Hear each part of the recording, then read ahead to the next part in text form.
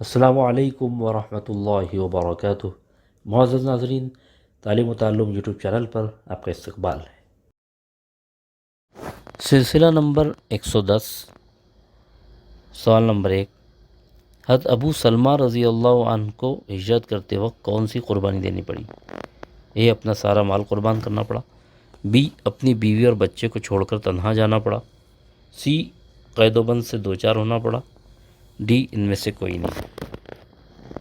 صحابہ کو بڑی بڑی قربانیاں دینی پڑیں مکہ سے مدینہ ہجرت کرتے وقت، لیکن انہوں نے ان سب کو برداشت کیا اور آپ صلی اللہ علیہ وسلم کے حکم کی بنا پر مدینہ ہجرت کی۔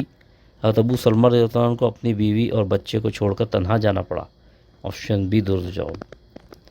سوال نمبر 2، مدینہ ہجرت کرتے وقت حضرت صہیب رضی اللہ تعالیٰ عنہ نے کون سی قربانی دی؟ اے، قید و بند سے دوچار ہونا پڑا، بی، جانی قربانی دینی پڑی، سی، اپنی زندگی بھر کی کمائی سے ہاتھ دھونا پڑا، ڈی، ان میں سے کوئی نہیں۔ حضرت صہیب رومی رضی اللہ تعالیٰ عنہ جب مکہ سے مدینہ ہجرت کرنے لگے تو کفار و مشرکین نے انہیں گھیر لیا اور نتیجے کے طور پر انہیں اپنی زندگی بھر کی کمائی انہیں دینی پڑی، آپشن سی درست جواب۔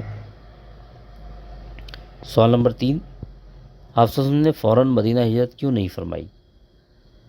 اے، آپ صلی اللہ علیہ وسلم حکم الہی کے منتظر تھے، بی، آپ صلی اللہ علیہ وسلم سب سے آخر میں ہجرت کرنا چاہتے تھے، سی، آپ صلی اللہ علیہ وسلم مدینہ کی بجائے حبشہ کی طرف ہجرت کرنا چاہتے تھے، ڈی، ان میں سے کوئی نہیں۔